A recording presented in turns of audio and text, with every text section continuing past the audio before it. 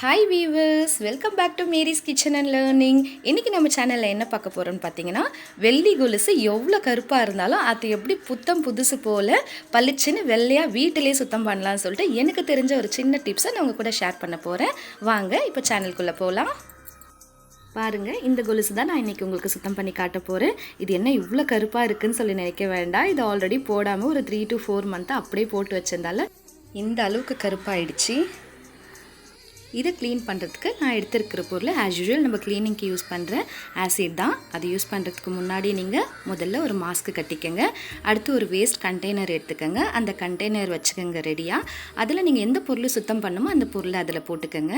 பாருங்கள், இப்போ இந்த கொலுசை இதில் போட்டுக்கலாம். இப்போது இந்த கொலுசு மூங்குற அளவுக்கு நம்ம வாங்கி வச்சுருக்கிற ஆசிடை நம்ம யூஸ் பண்ணிக்கலாம். இது பார்த்திங்கன்னா உங்களுக்கு நார்மலாகவே கெமிக்கல் கடையில் கிடைக்கும். இந்த ஃபெனால் சோப் ஆயிலெலாம் விற்கிறாங்க பார்த்தீங்களா, அங்கே கிடைக்கும். வெறும் 30 rupees தாங்க வரும். அதே சமயம் நம்ம ஃபுல்லாக யூஸ் பண்ண போகிறது கிடையாது, நம்ம கொஞ்சம் தான் யூஸ் பண்ணுவோம். நீங்கள் கரெக்டாக மாஸ்க் கட்டிக்கங்க, கொஞ்சம் தூரமாக இருங்க. இந்த மாதிரி அந்த கொலுசு முழுங்குற அளவுக்கு இதை ஊற்றிக்கங்க. ஊற்றிட்டு ஜஸ்ட் ஒரு ஃபியூ மினிட்ஸ் நீங்கள் இருந்தால் போதும். ஒரு குச்சி ஏதாவது அந்த மாதிரி வச்சு லைட்டாக அதை மிக்ஸ் பண்ணி விடுங்க. பாருங்கள், இப்போ நான் இந்த குச்சி எடுத்துருக்கிறேன். இந்த குச்சியை வச்சு லைட்டாக இதை மிக்ஸ் பண்ணி விடுங்க. இது நீங்கள் மிக்ஸ் பண்ணும் போது இதுலேருந்து கொஞ்சம் புகை வரும். அந்த புகையை நீங்கள் சுவாசிக்க வேண்டாம். ஃபேஸை கொஞ்சம் தூரமாகவே வச்சுக்கோங்க.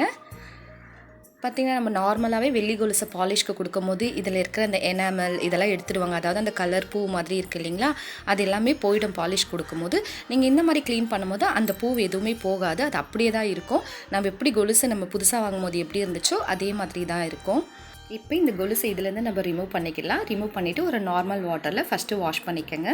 வாஷ் பண்ணிவிட்டு நம்ம வீட்டில் விம் ஜெல்லு இல்லைனா சோப் இருக்கும் இல்லைங்களா, அதை எடுத்து இதில் போட்டு லைட்டாக நீங்கள் ஒரு ப்ரஷ் பண்ணுங்கள். ரொம்ப ஆஷாக தேய்க்கணும்ல அவசியம் கிடையாது. நீங்கள் லைட்டாகவே போட்டு தேய்ச்சாலே அது ரொம்ப சூப்பராக பளபளன்னு ஆகிடும். இந்த மாதிரி நீங்கள் தேய்ச்சி கழுவும் போது உங்களுக்கு பணமும் மிச்சமாகும். ஏன்னா நீங்கள் பாலிஷ் கொடுத்தீங்கன்னா 100 150 வரைக்கும் சார்ஜ் பண்ணுவாங்க. இது பார்த்திங்கன்னா ரொம்ப கம்மி சார்ஜ் தான். இந்த மாதிரி ஆசிட் நீங்கள் அந்த சின்ன டப்பாவில் ஊற்றி வச்சுருக்கிறீங்க இல்லைங்களா, அதை நீங்கள் மறுபடியும் மூடி போட்டு நீங்கள் அப்படியே வச்சு நெக்ஸ்ட் டைம் நீங்கள் கழுவுறதுக்கும் யூஸ் பண்ணிக்கலாம். பாருங்கள், இந்த மாதிரி கொஞ்சம் நல்லா தேய்ச்சி இதை கழுவிக்கங்க. இந்த மாதிரி கழுவுன உடனே உங்களுக்கு நல்ல ஒரு டிஃப்ரெண்ட் தெரியும். பாருங்கள், எவ்வளோ க்ளீன் ஆகிடுச்சு. இப்போ இது இன்னும் கொஞ்சம் பளபளன்னு இருக்கிறதுக்காக நம்மளோட டூத் பேஸ்ட் இருக்குது இல்லைங்களா, அந்த டூத் பேஸ்ட் எடுத்து எந்த பேஸ்ட்டாக இருந்தாலும் பரவாயில்ல, ஜஸ்ட் கொஞ்சமாக எடுத்து நீங்கள் இதில் அப்ளை பண்ணி இதையும் கொஞ்சம் நல்லா தேய்ச்சி வாஷ் பண்ணிக்கோங்க.